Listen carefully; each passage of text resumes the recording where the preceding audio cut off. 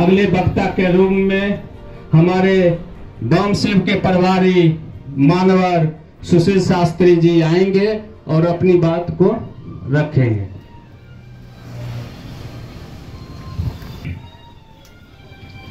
आज राष्ट्रीय पिछड़ा वर्ग मोर्चा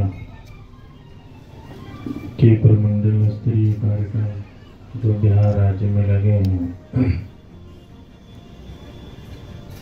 और उसी क्रम में मुंगेर प्रमंडल के बेगूसराय में यह कार्यक्रम आयोजित है जो चल रहा है।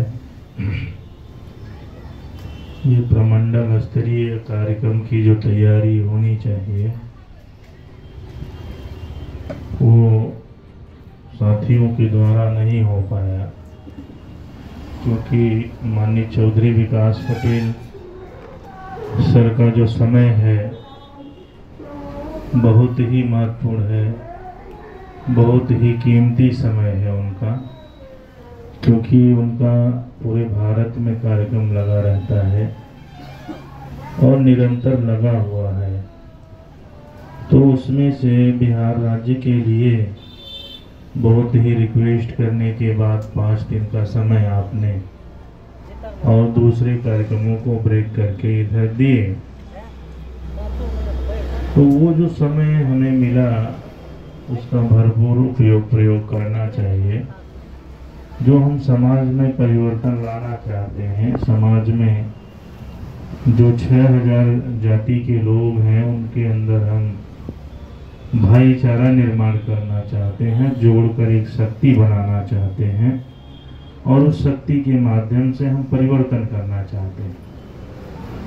तो जो बातें आप लोगों के बीच में भी माननीय राष्ट्रीय अध्यक्ष जी के द्वारा कही जाएगी वो बातें कही जाएगी, जो सब्जेक्ट है, जो विषय है उस पे चर्चा होगी, लेकिन जितने लोगों के अंदर मैसेज जाना चाहिए, संदेश जाना चाहिए, जानकारी जानी चाहिए, वो उतना नहीं जा पाएगी।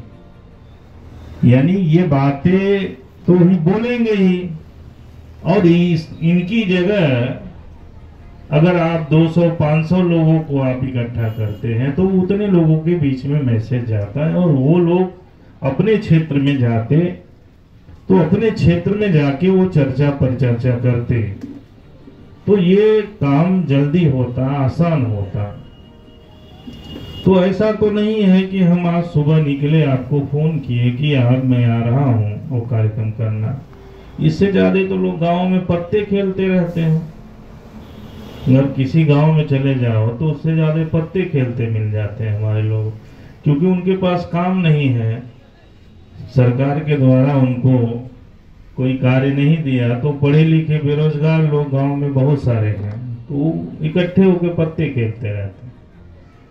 तो साथियों ये बात अब कहनी नहीं चाहिए, लेकिन कहे बगैर आपको वो बातें समझ में नहीं आती है। भाई हम ये नया कार्यक्रम नहीं है, हमें बार बार कार्यक्रम करने पे बढ़ना चाहिए। तो हम कार्यक्रम करने के बजाय तो इसकी संगठनात्मक दृष्टि से अंदर आपस में जो भी बातें हैं उसको साइड में रख के हमें संगठन के मकसद के लिए जो महापुरुषों का उद्देश्य है, मिशन है, लक्ष्य है, गोल है, उसको पूरा करने के लिए हमें कार्य करना चाहिए। आपका व्यक्तिगत किसी से कुछ बात है तो वो उनके बनाए रखिए, हमारा कोई ऑब्जेक्शन नहीं है, आप बनाए रखिए, लेकिन जो संगठन और उद्देश्य के प्रति है उसको सारी बातों को साइड में करना चाहिए। क्योंकि आप जिस दुश्मन से लड़ाई लड़ रहे हैं उसके पास अनियंत्रित ताकत है, अनियंत्रित सत्ता है, अनियंत्रित पावर है, अनियंत्रित शक्ति है उसके पास, और उससे आपकी लड़ाई है जो आपके पास कुछ नहीं है। तो कुछ पाने के लिए आपके पास एक पॉजिटिव और मजबूत है कि आप संख्या में ज्यादा हैं। तो संख्या में ज्यादा होने के नाते तो ज्यादा लोग होने चाहिए। ज्यादा लोग अगर होते हैं तो एक शक्ति बनती है, उससे वो परिवर्तन किया जा सकता है। तो ऐसा करना चाहिए कार्यकर्ताओं को, क्योंकि अब राष्ट्रीय अध्यक्ष जी आए हैं, देखने वाले भी सोचेंगे, सुनने वाले भी सोचेंगे, बाहरी लोग भी सोचेंगे राष्ट्रीय अध्यक्ष आए हैं, और सुनने के लिए जो लोग होने चाहिए वो संख्या थोड़ा सा हम लोगों को ध्यान देना चाहिए। साथियों, ये विषय बहुत ही गंभीर विषय है और 5:15 बज गए हैं और पूर्व के वक्ताओं ने अपनी बात रखी। तो इस संदर्भ में मैं 2 बातें आप लोगों के बीच में चर्चा करना चाहूँगा और बाकी बातें आपको विस्तार से माननीय चौधरी विकास पटेल सर आपको बताएंगे, क्योंकि ये जो पिछड़ा वर्ग है, ये पहली बात वर्ग ही नहीं है, ये जाति में बटा हुआ है, जमाती में बटा हुआ है और उपजाति में बटा हुआ है। हम लोग जाति जमाती में बटे हुए लोग हैं तो वर्ग ही नहीं बन पाया। अब हम वर्ग नहीं बन पाएंगे तो हम जिससे लड़ना चाहते हैं, जिस वर्ग से, उसके अपेक्षा आपकी ताकत, आपकी शक्ति नहीं है। क्योंकि इसके पूर्व में जितने भी संगठन बने, जितने भी आंदोलन चले, वो जातियों का आंदोलन चला, व्यक्तियों का आंदोलन चला, जमातियों का चला, तो इसकी वजह से दूसरे लोग आपको सहयोग नहीं करते। अगर एक जाति का लोग, कोई मान लीजिए यादव आंदोलन करते हैं तो उसमें पटेल क्यों सहयोग करेंगे? पटेल आंदोलन करते हैं तो कुशवाहा क्यों समर्थन करेंगे? तो ये कॉमन मुद्दा होना चाहिए सभी लोगों का। तो ये वर्ग निर्माण करने का कार्यक्रम है कि ये पिछड़ा वर्ग, इसके जैसे संगठन में ही, इसके नाम में ही है कि वर्ग है। अब ये वर्ग ऑल इंडिया में ये संगठन कार्यरत कर रहा है, वो जितनी ताकत है, जितनी शक्ति है, उतना आपको रिजल्ट भी दे रहा है। ऐसा तो है नहीं। अभी राष्ट्रीय पिछड़ा वर्ग मोर्चा बहुत ज्यादा दिनों का संगठन नहीं है, लेकिन इसकी ताकत को दुश्मन इतनी बड़ी भली भांति समझता है, जानता है कि आप ये नीट का, जो भी नीट में सीट के द्वारा, चीट के द्वारा सीट का भी मामला चल रहा है, पिछले साल जो नीट का मामला था 2022 में, 22 या 23 का, तो उसमें ओबीसी का रिजर्वेशन ही नहीं लागू था, जिसमें आप लोग भी क्रमबद्ध यानी चरणबद्ध आंदोलन राष्ट्रीय पिछड़ा वर्ग मोर्चा के माध्यम से किया। आप लोग यहां भी किए होंगे क्योंकि ऑल इंडिया में वो घोषित था कार्यक्रम। तो उसमें ओबीसी के राष्ट्रीय पिछड़ा वर्ग मोर्चा के द्वारा जैसे ही आंदोलन घोषित हुआ और एक या दूसरे चरण का आंदोलन हुआ, तत्काल जो है ओबीसी का रिजर्वेशन उसमें बहाल किया गया और बहुत सारे ओबीसी के विद्यार्थियों को एमबीबीएस में और दूसरे उसमें उनका एडमिशन हुआ। तो ये ताकत है राष्ट्रीय पिछड़ा वर्ग मोर्चा का। और बहुत सारे विषयों को लेकर राष्ट्रीय पिछड़ा वर्ग मोर्चा ने ज्ञापन दिया, धरना दिया, भारत बंद भी किया। तो उसकी वजह से सरकार बैकफुट पे गई और बैकफुट पे जाने की वजह से समाज के हित में परिणाम आया। तो जितने भी संगठन हैं वो कहते तो हैं, बहुत सारे समाज के लीडर भी हैं, नेता भी हैं। वो लीडर और नेता जो है वो समाज के हैं, लेकिन समाज के काम के लिए नहीं है। तो हमको कैसा नेतृत्व, कैसा लीडर चाहिए? रियल रिप्रेजेंटेटिव होना चाहिए और माननीय चौधरी विकास पटेल जैसा होना चाहिए, जो समाज के लिए निरंतर काम करने वाले, समाज की समस्या को लेकर संघर्ष करने वाले हैं, समाज को जागृति, जन जागृति, महाजागृति के लिए निरंतर कार्य करने वाले हो, ऐसे लीडर की जरूरत है। अभी चौधरी विकास पटेल ये जो मुद्दे रखे गए हैं, समाज के पढ़े लिखे लोगों को ये मुद्दे नहीं समझ में आएगा। यानी अगर समाज में उनको छोड़ा जाए कि समाज की समस्या के कारण के कुछ बिंदु निकालो, तो उसको वो समझ में ही नहीं आएगा क्या क्या कारण है। तो ऐसे मुद्दे निकाले कि समाज के ये मुद्दे हैं, इस पे अगर समाधान हो तो समाज की तरक्की होगी। तो उसमें जाति आधारित जनगणना है, ईवीएम है, रिजर्वेशन है, रिजर्वेशन इंप्लीमेंट एक्ट है, आउटसोर्सिंग है, बहुत सारी समस्याएं है और ये कुछ लोकल मुद्दे हैं। तो हमारा ये कहने का आशय है कि आपको जो भारतीय संविधान के द्वारा अधिकार मिला 26 जनवरी 1950 को, उस अधिकार को खत्म करने के लिए विरोधी दुश्मन निरंतर काम कर रहे हैं। यानी 26 जनवरी 1950 को जो भारतीय संविधान लागू हुआ, उस भारतीय संविधान लिखित तौर से, लिखित रूप से आप लोगों को अधिकार दिया। पढ़ने का अधिकार होगा, नौकरी करने का अधिकार होगा, नौकरी में प्रमोशन करने का अधिकार होगा, चुनाव लड़ने का अधिकार होगा, सांसद विधायक मंत्री बनने का अधिकार होगा। ये सारा अधिकार संविधान लिखित रूप से हमको दे रहा है। लेकिन उस अधिकार को आज हम 70, 75, 77 साल में ही हमारे आंखों के सामने मिला और धीरे धीरे समाप्त हो रहा। उसमें दो महत्वपूर्ण अधिकार है, जिसमें एक एजुकेशन है, दूसरा रिजर्वेशन है। यानी समाज के तरक्की का यही दो कारण है। तो इसको खत्म करने का भी वो लोग षड्यंत्र कर रहे हैं। एजुकेशन को खत्म करने के लिए हम लोग पढ़े लिखे, पढ़ लिख कर डॉक्टर, इंजीनियर, प्रोफेसर, वकील, आईएएस, आईपीएस, आईआरएस बने तो हमारे घरों में आर्थिक उन्नति हुई, तो हमारे रहन सहन खान पीन में परिवर्तन आया।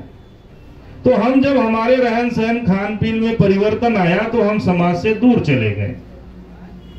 अब ये अगर एजुकेशन की अपॉर्चुनिटी अगर आपको भारतीय संविधान की बदौलत नहीं मिली होती तो आज हम जिस लेवल पे पहुंचे हैं वो स्थिति नहीं होती।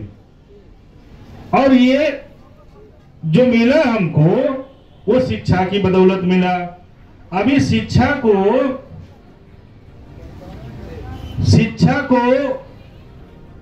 समाप्त करने के लिए न्यू एजुकेशन पॉलिसी लाई गई।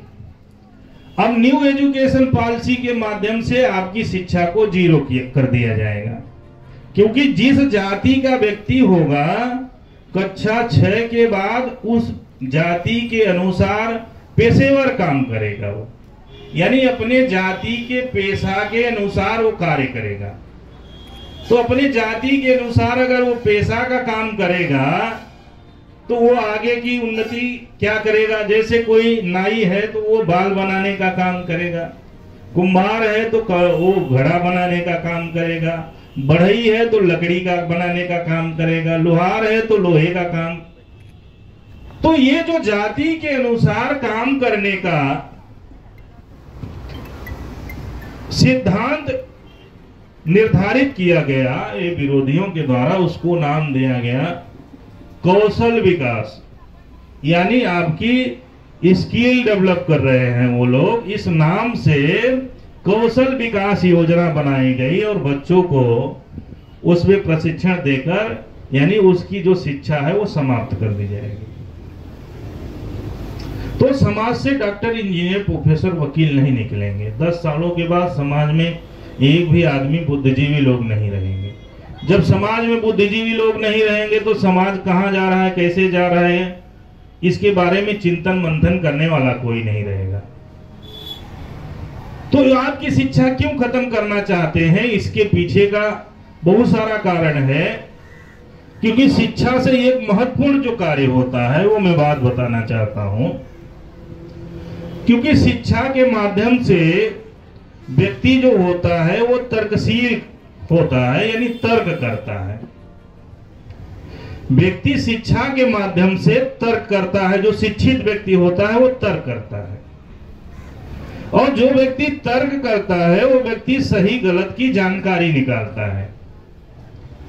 जो व्यक्ति सही गलत की जानकारी निकालता है वो व्यक्ति निष्कर्ष निकालता है, और जो व्यक्ति निष्कर्ष निकालता है वो व्यक्ति निर्णय लेता है।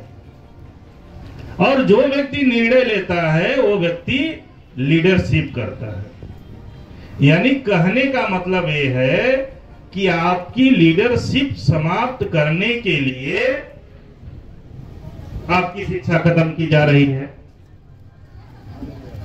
तो शिक्षा समाप्त करने के बाद ये समाज जो है भेड़ बकरियों का झुंड हो जाएगा, और भेड़ बकरियों को झुंड जो होता है उसको एक आदमी आप देखते हैं जो भेड़ बकरी चराते हैं वो एक डंडे से ही हाँकता रहता है, तो इसी तरीके से समाज हो जाएगा।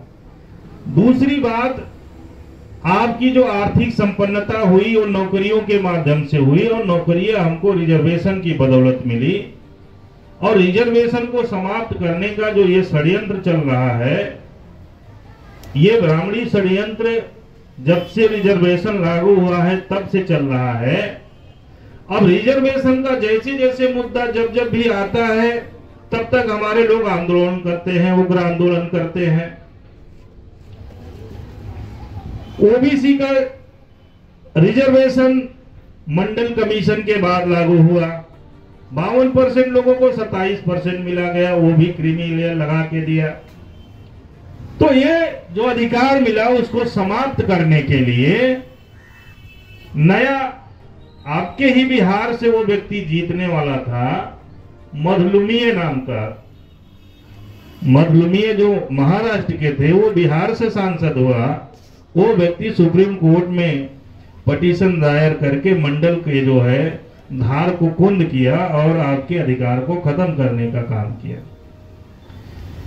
रिजर्वेशन स्वतः समाप्ति योजना के नाम से उसने प्लान बनाया। क्या करना होगा, रिजर्वेशन तो रहेगा संविधान में लेकिन इम्प्लीमेंट नहीं होगा। इसके लिए उसने क्या प्लान बनाया, जो उसने उस समय प्लान बनाया वो 90 के दशक में कांग्रेस ने उसको एलपीजी के माध्यम से, यानी प्राइवेटाइजेशन, लिबरलाइजेशन, ग्लोबलाइजेशन यानी एलपीजी के माध्यम से खत्म किया।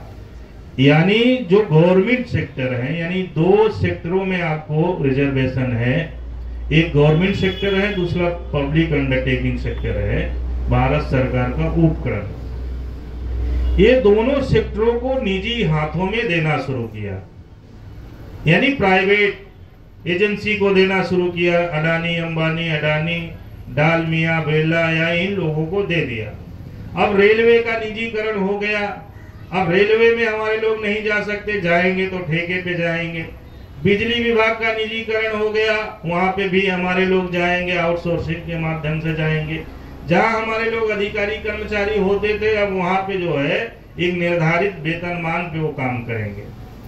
बिजली विभाग चला गया, बीएसएनएल चला गया, बीपीसीएल चला गया, यानी जितने भी सेक्टर है सारे लोगों को उसने प्राइवेट एजेंसियों को।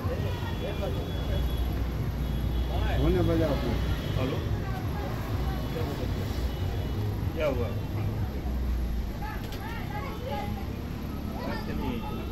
हेलो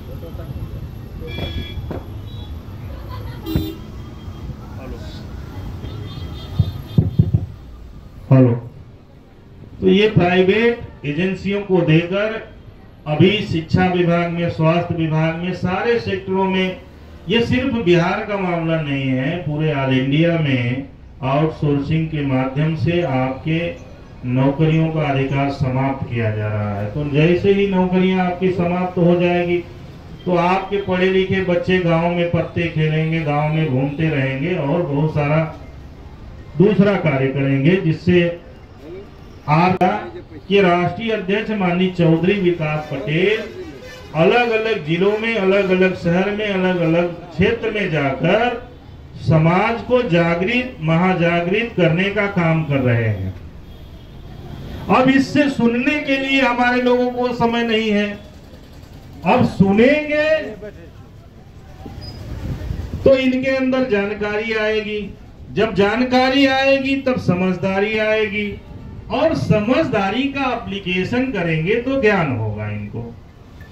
तो हमारे लोगों को ये बात समझ भी नहीं आ रही है कि क्या करना चाहिए, क्या नहीं करना चाहिए, यानी यही जिंदगी है, ये यही मानकर वो अपना जीवन जी रहे हैं।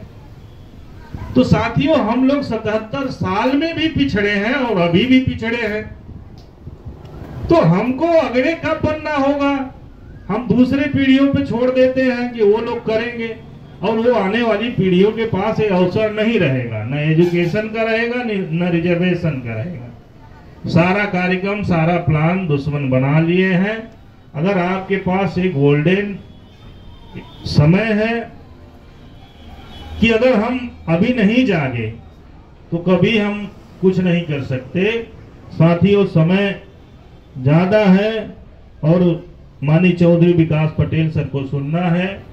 तो ये जो बातें जो आप लोगों को बताई जाएगी माननीय चौधरी विकास पटेल सर के द्वारा, वो बातें सुनने के बाद वो सीमित नहीं रखना है, और लोगों को कम से कम एक व्यक्ति 2 से 5 लोगों के बीच में ये चर्चा करेगा, और चर्चा करके ये राष्ट्रीय पिछड़ा वर्ग मोर्चा के संगठन के दायरे में उस समाज को लाएगा, जानकारी देगा और संगठन में जोड़ने का कार्य करेगा। तो अगर संगठन में लोग जुड़ते हैं तो एक शक्ति बनेगी, और शक्ति से ताकत आएगा, और ताकत से परिवर्तन किया जाए।